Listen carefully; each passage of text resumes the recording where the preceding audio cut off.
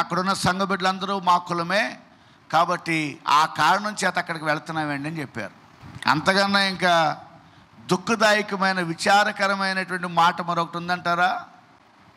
ప్రియులారా, వాక్యమును గమనించినట్లయితే పౌలు భక్తుడు చాలా స్పష్టంగా జ్ఞాపకం చేస్తున్నాడు. మీరు మేలు చేయువారుగా ఉండాలి, మేలు చేసేటువంటి మీరు విసుగుదల చెందకూడదు.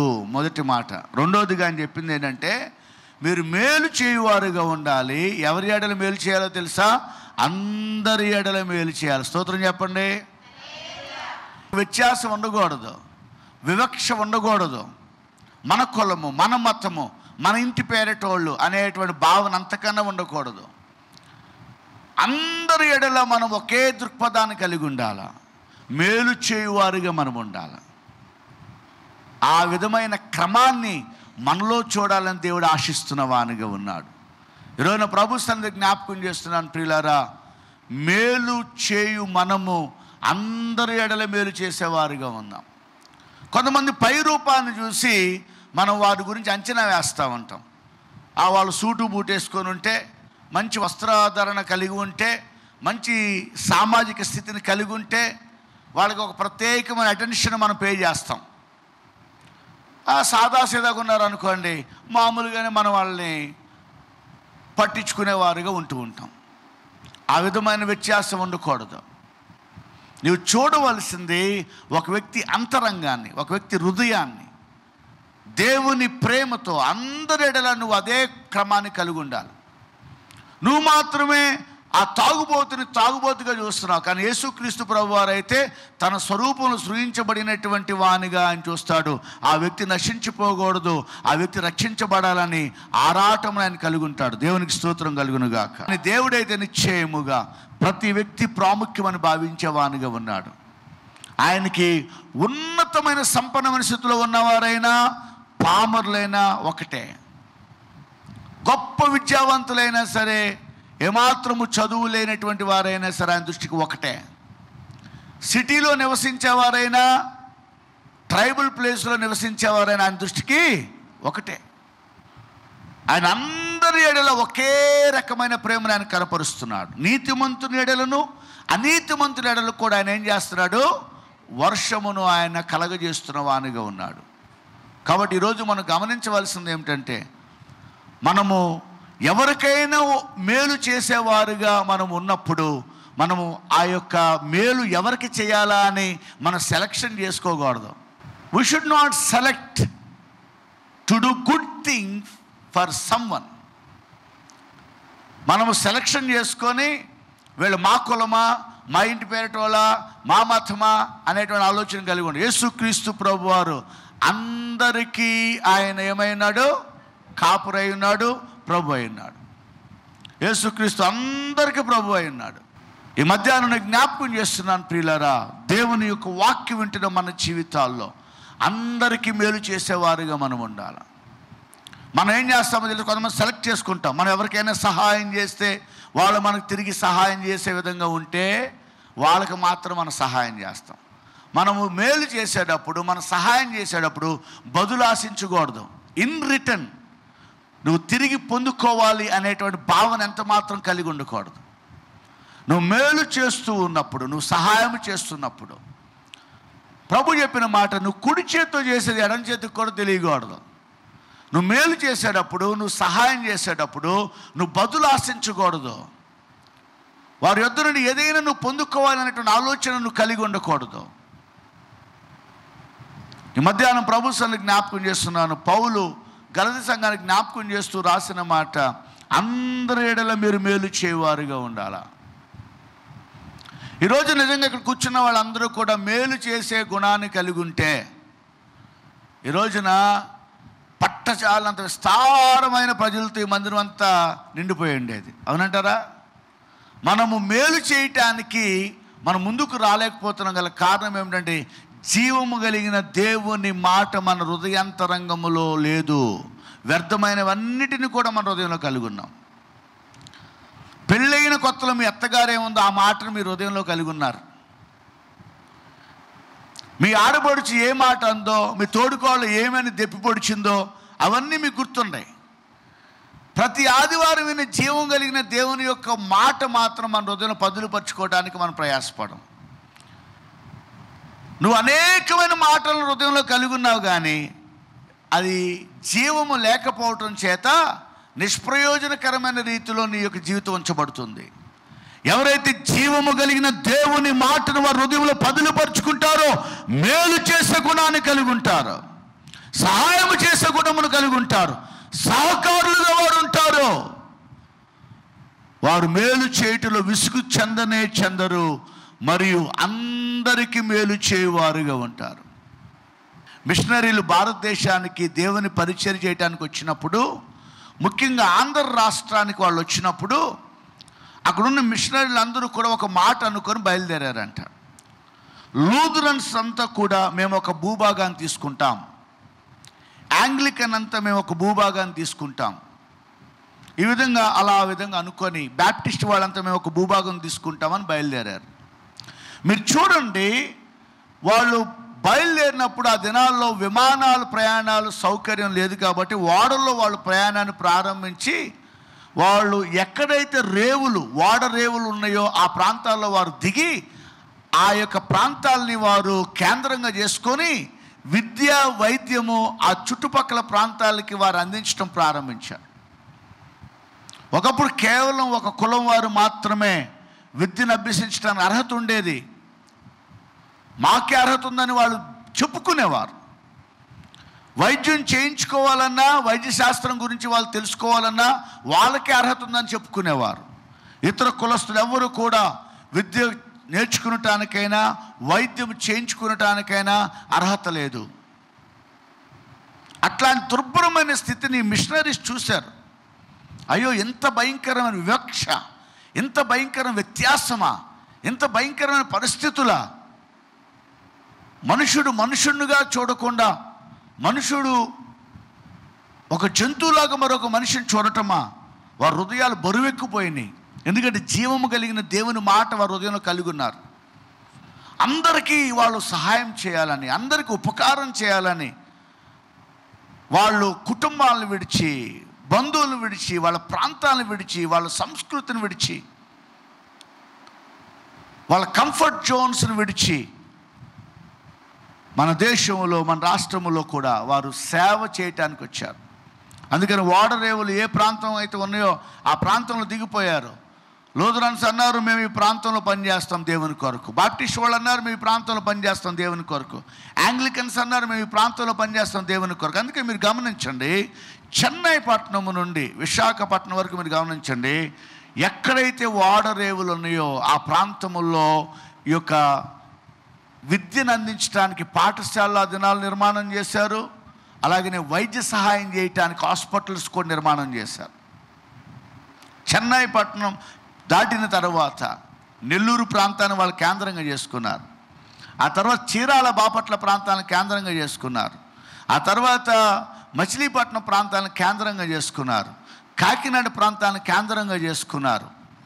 ఆ తర్వాత ఆ యొక్క విశాఖపట్నం కేంద్రంగా చేసుకున్నారు. ఈ విధంగా ఓడరేవులు ఉన్నటువంటి చోటల్లా కూడా వాళ్ళు దిగి, వాళ్ళ భాష రాకపోయినా ఆ మనుషులు ఏ మతానికి, ఏ కులానికి, ఏ వర్ణానికి చెందిన వారైనా అందరి ఎడల వాళ్ళు మేలు చేయటానికి ప్రయాసపడిన వారుగా ఉన్నారు. స్తోత్రం చెబుదామా? జీవము కలిగిన దేవుని యొక్క వాక్కును వారు కలిగి ఉన్నారు కాబట్టే వారు అందరి ఎడల మేలు చేయటానికి వారు సంసిద్ధత కలిగి అంత త్యాగపూరితమైన పరిచర్య చేశారు. ఈ రోజున అట్టి ప్రవర్తన, అట్టి గుణలక్షణం నీవు నేను కలిగి ఉండాలని ప్రభు మనతో మాట్లాడుతున్నాడు. ఒకవేళ మనం కులం చూస్తున్నామేమో, మన మతం చూస్తున్నామేమో, ఒకవేళ మనము ఆ వ్యక్తి యొక్క గుణగణాలని ఎంచుతున్న వారుగా ఉన్నామేమో, ప్రభు అంటున్నాడు, అందరికీ నేను రక్షకునై ఉన్నాను, అందరికీ నేను ప్రభునై ఉన్నాను. ప్రతి ఒక్కరూ నాకు ప్రాముఖ్యమే. ఆ ఒక వ్యక్తిని వ్యసనపరుడుగా చూస్తున్నావేమో, నేనైతే నా స్వరూపమును సృజించబడిన వ్యక్తిగా ఆ వ్యక్తిని నేను చూస్తున్నాను అని ప్రభు మాట్లాడుతున్నాడు. ఒక వ్యక్తిని నీవు బహుఘోరమైనటువంటి హీన దశలో ఉన్న స్థితిని చూస్తున్నావేమో, నేనైతే చాలా ప్రాముఖ్యమైన వ్యక్తిగా ఆ వ్యక్తిని నేను చూస్తాను, ఎందుకంటే నా స్వరూపంలో ఆ వ్యక్తి సృష్టించబడ్డాడని ప్రభు మాట్లాడుతున్న వానిగా ఉన్నాడు. అందరి ఎడల ఉపకారం చేసేవారుగా మన జీవితాల్లో మనం ఉండాలి. మనమంటే బాధ కలిగే వాళ్ళు ఉంటారు, మనమంటే అసూయపడే వాళ్ళు ఉంటారు, మనమంటే చాలా అసౌకర్యంగా ఉండేవాళ్ళు ఉంటారు. నువ్వు వాళ్ళకి ఏ హాని చేయకపోయినా నీ యొక్క ఫలింపబడిన జీవితం, విస్తరించబడిన జీవితం, స్థిరపరచబడిన జీవితం వారిలో అసూయను కలగజేస్తుంది. ఎందుకో తెలుసా? వారు జీవము కలిగిన దేవుని మాటను వారు కలిగి ఉండలేదు కాబట్టి. దేవుని వాక్కును కలిగి ఉన్న వారు అసూయ ఉండదు. స్తోత్రం చెప్పండి. ఈర్ష్య ఉండదు. స్తోత్రం చెప్పండి. విభేదాలు ఉండవు. స్తోత్రం చెప్పండి. వివక్ష ఉండదు. స్తోత్రం చెప్పండి. ఈ రోజున మన జీవితంలో వాటిని కలిగి ఉన్నాము అని అంటే ఏం లేదు మన హృదయంలో? జీవము కలిగిన దేవుని మాటను మనం కలిగి ఉండలేదని అర్థం. అందుకని ప్రతి ఒక్కరిని ఒకే రీతిగా చూడాల. భేదులను సంపన్నులనే భేదం లేకుండా, విద్యావేత్తలు పామర్లనే భేదము లేకుండా, పేరు ప్రతిష్టలు కలిగిన వారు, పేరు ప్రఖ్యాతులు లేనివారు అనే భేదము లేకుండా అందరి ఎడల దేవుడు ఒకే ప్రేమను ఎలా కనపరుస్తున్నాడో, దేవుని బిడ్డలైన వారు జీవము కలిగిన దేవుని యొక్క వాక్కును వారు హృదయములో కలిగి ఉన్నవారు అదే రకముగా అందరి ఎడల వారు మేలు చేయువారుగా ఉండాలి. స్తోత్రము కలుగునుగాక. వారు ప్రతి వారి ఎడల కూడా భారమైనటువంటి విధానములో దేవుని ప్రేమను పంచిన వారుగా ఉన్నారు. ఈ రోజున నిజముగా నీవు అందరెడలా ఉపకారం చేసే మనసును కలిగి ఉంటే, మేలు చేసే తత్వం నీలో ఉంటే, నీ కుటుంబ సభ్యులు నశించిపోతా ఉంటే నువ్వు చూస్తా ఊరుకో, నీ పొరుగు వారు నశించిపోతా ఉంటే చూస్తా ఊరుకో, నీ చుట్టుపక్కల వారు నశించిపోతా ఉంటే చూస్తా ఊరుకో.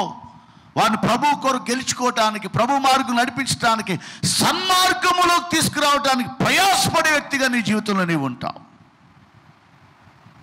దేవుని ప్రేమను, దేవుని యొక్క వాక్కును నీ హృదయములో కలిగి ఉండకపోవటం వల్లనే ఇతరుల ఏళ్ళ నీకు భారం లేదు, ఇతరుల ఏళ్ళ నీకు బాధ్యత లేదు, దేవుని సన్నిధిలోకి వారిని నడిపించాలనే తపన లేదు, రక్షణలోకి వారిని తీసుకుని రావాలి, అగ్నిలో నుండి వారిని బయటికి తీసుకురావాలి అనేటువంటి ఆలోచన నీలో లేకుండా ఉంది.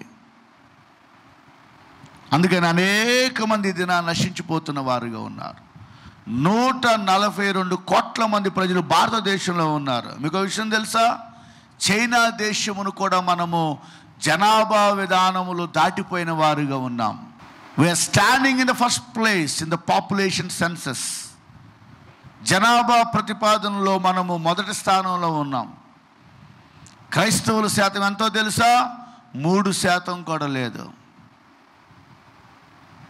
నేను క్రైస్తవుణ్ణి అని ఒప్పుకోలు చేస్తూ బాహాటముగా ప్రకటన చేసి సాక్ష్యం ఇచ్చేటువంటి ప్రజలైన వారు 3% మాత్రమే ఉన్నారు. మిగిలిన వారు ఇంకా అటో గంతు ఇటో గంతు వేస్తున్నారు. గుళ్ళో ఒక కాలు, బళ్ళో ఒక కాలు పెట్టారు కొంతమంది. లోకములో ఒక పాదం, అలాగనే దేవుని యొక్క సన్నిధిలో పాదం పెట్టారు. అట్టి జీవితాలను దేవుడు లక్ష్యముంచడు. ఆయన తేరి చూడగా జీవము కలిగిన దేవుని వాక్యము లేని వారుగా ఆయన గమనిస్తాడు. అటివారు ఫలించరు, విస్తరించరు, వృద్ధి చెందరు, స్థిరులైన వారుగా ఉండరు. ఈరోజు నేను మనవి చేస్తున్నాను ప్రియులారా, దేవుని బిడ్డలుగా మన జీవితంలో మనం ఫలించబడాలన్నా, వృద్ధి చెందాలన్నా, విస్తరించబడాలన్నా, ఆశీర్వదించబడి అనేకులకు ఆశీర్వాద కారణంగా ఉండాలన్నా, అందరికీ మేలు చేసే తత్వాన్ని మనం కలిగి ఉండాలన్నా, జీవము కలిగిన దేవుని వాక్యం మన హృదయంలో ఉండాలి. పౌలు చాలా స్పష్టంగా రాశాడు, మేలు చేసేవారు వారు నిశ్చయముగా అందరి ఎడల మేలు చేసేవారు జీవము కలిగిన దేవుని యొక్క మాటను వారు హృదయాంతరంగంలో కలిగిన వారుగా ఉంటారు. మూడోదిగా మనం గమనించినట్లయితే మేలు చేసేవారు విశేషముగా మేలు చేయువారుగా ఉంటారు. అంటే హద్దు ఉండదు, ఇక వాళ్ళకి పరిమితి అనేది ఉండదు. వాళ్ళకి దేవుడు అనుగ్రహించు కొలది మేలు చేస్తూనే ఉంటారు. దేవుడు అనుగ్రహించు కొలది వారు సహాయపడుతూనే ఉంటారు. దేవుడు అనుగ్రహించు కొలది వారు గుప్పులిప్పుతూనే ఉంటారు. దేవుడు అనుగ్రహించు కొలది వాళ్ళు దేవుని యొక్క ప్రేమను ప్రకటన చేస్తూనే ఉంటారు. క్రీస్తు ప్రభువును అనేకులకు వెల్లడి చేస్తూనే ఉంటారు. విశేషముగా కొంచెం విశ్రాంతి తీసుకున్నాం, ఈరోజు శనివారం కదా అనే తపన ఉండదు. విశేషముగా మేలు చేయటం అంటే విరామం లేకుండా, ఇక వాళ్ళకి బ్రేక్ అనేది ఉండదు. ఏ రోజా, ఏ గడియ, ఏ సమయం అనేది ఉండదు. ఏ స్థలమా, ఏ ప్రాంగణం అనేది ఉండదు. వారు ఎక్కడ ఉన్నా కూడా జీవము కలిగిన దేవుని యొక్క వాక్యం చేత నింపబడిన వారు కాబట్టి ఏ స్థితిలో ఉన్నా, ఏ పరిస్థితిలో ఉన్నా, ఏ సంఘటనలో ఉన్నా, ఏ యొక్క స్థాయి వారు ఉన్నా మేలు చేయువారుగా ఉంటారు. దేవునికి స్తోత్రం కలుగును గాక. పౌలు భక్తుడు చాలా స్పష్టంగా చెప్తూ ఉన్నాడు, ఓ అవివేకులైన గలతీలారా, మిమ్మల్ని ఎవరు మోసపుచ్చుతూ ఉన్నారు? ఒకప్పుడు మీరు ఎంత గొప్ప విశ్వాసం కలిగి ఉన్నవారు, ఒకప్పుడు ఎంత వివేకం కలిగిన వారు, ఒకప్పుడు ఎంత మేలు చేసేటువంటి తత్వాన్ని కలిగిన వారు. ఈ రోజున అవన్నీ ఏమైపోయినాయి అని అంటే, జీవము కలిగిన దేవుని యొక్క వాక్యమును మీ హృదయములో కలిగి ఉండకపోవటం వలన, లోకములో ఉన్న అనేకమైన మాటల చేత మీ హృదయాలు నింపుకొనటం వలన, అపవాదికి మీరు అవకాశం ఇచ్చటం వలన మీరు మేలు చేయటం మానివేశారు. ప్రతి కుటుంబంలో నుండి మేలు చేసే గుణము కలిగిన వారు లేవనెత్తబడాలి. అప్పుడే ఆ యొక్క కుటుంబం అంతా కూడా మేలును అనుభవించేవారుగా ఉంటారు. ఏం మేలు చేయాలో తెలుసా? మీరు కలిగి ఉన్న ఈ జీవము కలిగిన దేవుని మాట, మీరు అనుభవిస్తున్న జీవము కలిగిన దేవుని ప్రేమ, మీరు నడుచున్నటువంటి జీవము కలిగిన దేవుని యొక్క సన్మార్గమును గూర్చి వారికి పరిచయం చేయాలి. అదే మీరు చేసే శ్రేష్టమైనటువంటి మేలు. ఒక వ్యక్తికి ఆహారం ఇస్తే మరలా వ్యక్తి ఆహారం ఆకలి కొంటాడు, ఆహారం కొరకు ఎదురు చూస్తాడు. ఒక వ్యక్తికి వస్త్రం ఇస్తే మరొక మారు తన చేయి చాపి వస్త్రాన్ని అడుగుతాడు. ఒక వ్యక్తికి నీడనిస్తే మరలా అతడు నీడ కోసం వెతుకులాడుతాడు. వీటన్నిటినిచ్చి యేసయ్యను ఒక వ్యక్తికి మీరు ఇవ్వగలిగారంటే అది శ్రేష్టమైన మేలు. నమ్మిన వారు స్తోత్రం చెల్లిద్దాం. మేలు చేయువారుగా ఉండాలి. మేలు చేసేవారు విసుగుదల చెందరు. మేలు చేసేవారు అందరికీ మేలు చేస్తారు. మేలు చేసేవారు విశేషముగా మేలు చేయువారుగా ఉంటారు. ఎవరు వీళ్ళు, ఎక్కడుంటారు, ఏ సంఘంలో ఉంటారు, ఏ ప్రాంతంలో ఉంటారు అని అంటే, జీవము కలిగిన దేవుని యొక్క వాక్యమును ఎవరైతే వారు హృదయములో కలిగి ఉంటారో వారు మేలు చేసే విషయంలో విసుగుదల చెందరో, అందరికీ మేలు చేస్తారు. అంత మాత్రమే కాదు, వారు విశేషముగా మేలు చేయువారుగా ఉంటారు. సునామీ సంభవించినప్పుడు భారతదేశంలో అత్యధికమైనటువంటి రీతిలో ఈ సునామీ వలన ఆస్తి నష్టం, ప్రాణ నష్టం కలిగినటువంటి వారికి బహుగా మేలు చేసిన వారు ఎవరో తెలుసా? క్రైస్తవులే. FCRA అని ఫారిన్ కాంట్రిబ్యూషన్ ద్వారా వచ్చేటువంటి ఆ యొక్క ధనమును ప్రభుత్వం వారు లెక్కలు కడితే, సునామీ సమయంలో వీళ్ళు చేసినటువంటి ఆ పరిచర్య, ఈ యొక్క క్రైస్తవ సంస్థ వారు చేసినటువంటి ఆ సేవ నిజంగా ఎవ్వరూ కూడా చేయలేదని ప్రభుత్వాలు సాక్ష్యం ఇచ్చినాయి. దేవునికి మహిమ కలుగును గాక. వాళ్ళు మేలు చేసేటప్పుడు కులం చూడలేదు, మతం చూడలేదు, మనుషుల యొక్క స్థితిగతులు చూడలేదు. దేవుడు వారికి ఇచ్చుకొలది వారు మేలు చేసిన వారుగా ఉన్నారు. ఈ పల్లికారుల దగ్గరికి వెళ్తే వాళ్ళు పడవలు పోగొట్టుకున్నారు, వలలు పోగొట్టుకున్నారు, వాళ్ళ జీవనాభివృద్ధి లేదు. కొన్ని క్రైస్తవ సంస్థలు అయితే పడవలు కొనిచ్చినాయి, వలలు కొనిచ్చినాయి. కొన్ని క్రైస్తవ సంస్థలు అయితే గృహ నిర్మాణాలు చేసినాయి. సునామీ టైంలో మేము కూడా నరసాపురం దగ్గర నుండి పిఎం పాలెం అని లోపలికి ఒక ఊరు ఉంటుంది. ఆ ప్రాంతం అంతా కూడా చాలా ఈ యొక్క సునామీ వలన భయంకరమైనటువంటి దెబ్బతింది. ఆ ప్రాంతంలోకి వెళ్ళి మేము కూడా ప్రభు మాకు ఇచ్చిన కొలది సహకరించగలిగాం. నేను ఎందుకు ఈ మాట చెప్తున్నానంటే, ప్రియులారా, దేవుని బిడ్డలైనటువంటి మనము దేవుని వాక్యాన్ని కలిగి ఉంటే మేలు చేసే గుణాన్నే కలిగి ఉంటాం, మేలు చేసే లక్షణాన్నే మనం అలవర్చుకుంటాం. అట్టి రీతిలో మనం ఉండాలని ప్రభు కోరుకుంటున్నాడు. మేలు చేసేవారు విసుగుదల చెందకూడదు. మేలు చేసేవారు అందరికీ మేలు చేయాలి. మేలు చేసేవారు మరి విశేషముగా మేలు చేయాలని పౌలు భక్తుడు గలతీ సంఘానికి చాలా సుస్పష్టముగా తెలియచేస్తున్న రీతిగా ఈ ఉదయకాలం మనందరితో పరిశుద్ధాత్మ దేవుడు మాట్లాడుతున్నాడు. మేలు ఎవరు చేస్తారు అని అంటే, జీవము కలిగిన దేవుని వాక్యమును ఎవరైతే వారి హృదయంలో కలిగి ఉంటారో వారే మేలు చేయువారుగా ఉంటారు. విసుగుదల చెందరు, అందరికీ మేలు చేస్తారు, విశేషముగా మేలు చేస్తారు. ఈ 2024 సంవత్సరంలో అట్టి కృపను దేవుడు ప్రతి ఒక్క వ్యక్తికి కలగజేసి మేలు చేసేవారిని అనేకులను మన సంఘములో నుండి తన రాజ్య విస్తరణ కొరకు, తన నామఘనత కొరకు, మన కుటుంబాల ఆశీర్వాదం కొరకు, మన ప్రాంతాల విస్తరణ కొరకు ప్రభు అనేకులు లేవనెత్తునుగాక. తలలు వంచుదాం, చిన్న ప్రార్థన చేసుకుందాం.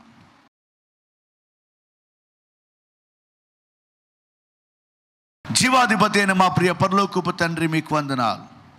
విత్తబడిన వాక్యం మా అందరి హృదయాల్లో మీరు ఫలింప చేయమని ప్రార్థిస్తూ ఉన్నాను. గలతీ సంఘం ఒకప్పుడు ఎంతో గొప్పగా విశ్వాసం కలిగి వివేకం కలిగి ప్రవర్తించిన సంఘం. కానీ వారు జీవము కలిగిన దేవుని మాటను వారు విడిచిపెట్టిన కారణము చేత, వారు హృదయంలో ఉన్నటువంటి ఆ యొక్క భారభరితమైనటువంటి ఇహలోకముకు సంబంధించిన వాటిని కలిగి ఉన్న కారణం చేత మేలు చేసే గుణాన్ని వారు కోల్పోయారు. ప్రభువా, ఈ ఉదయకాలం ముందు ఎవరైతే లోకములో ఉన్న వాటిని వారి హృదయంలో కలిగిన వారుగా ఉన్నారో అటు వారు వారి యొక్క స్థితిగతులను మార్చుకునటానికి మీ సహాయము దయచేయండి. మేలు చేయువారుగా ఉండటానికి, మేలు చేయునప్పుడు విసుగుదల చెందేవారుగా ఉండకూడదు. అందరికీ మేలు చేయువారుగా ఉండాలి, విశేషముగా మేలు చేయువారుగా ఉండాలి. ఈ గుణలక్షణములను ప్రతి ఒక్కరిలో ఈ ఉదయకాలం ముందు వారి హృదయంలో జీవము కలిగిన దేవుని మాటను స్థిరపరిచి అలవర్చపరచమని వేడుకొంచున్నాము నాయన. అనేకులను మీరు లేవనెత్తమని ప్రార్థిస్తున్నాను. వారి కుటుంబాల్లోకు మేలు చేసేవారుగా ప్రతి దేవుని బిడ్డ ఉండునుగాక. సంఘములో కూడా మేలు చేయువారు అనేకులు లేవనెత్తబడునుగాక. దేవుని యొక్క ప్రేమతో సమాజములో మేలు చేసేవారు అనేక మంది ఏర్పరచబడునుగాక. మీ కార్యములు అలాగ నూతన పరిచి మహిం పొందుకోండి. వాక్యం అందరి హృదయాల్లో నీరుకట్టి ఫలింప చేయండి. మీ పరిపూర్ణమైన చిత్తాన్ని సిద్ధింప చేయండి. ఎవరైతే బలహీనతలో ఉన్నారో అటు వారిని మీరు ముట్టి స్వస్థపరచండి. మీ కార్యాలను నూతనపరచండి. యేసు నామములో ప్రార్థించి వేడుకొనుచున్నాము తండ్రి, ఆమేన్. మా చిరునామా Yese Adarana, Gethsemane central church, win our natives ministries, Satrampadu, Sitarampuram road, Vatluru panchayat, Eluru. మా పిన్ కోడ్ 534007. మా ఫోన్ నంబర్లు 8886163163 మరియు 8886164164. మా ఈమెయిల్ oneindia@gmail.com. మా website www.wonindia.org. Our address: Yese Adarana, Gethsemane central church, win our natives ministries, Satrampadu, Sitarampuram road, Vatluru panchayat, Eluru. Our pin code 534007.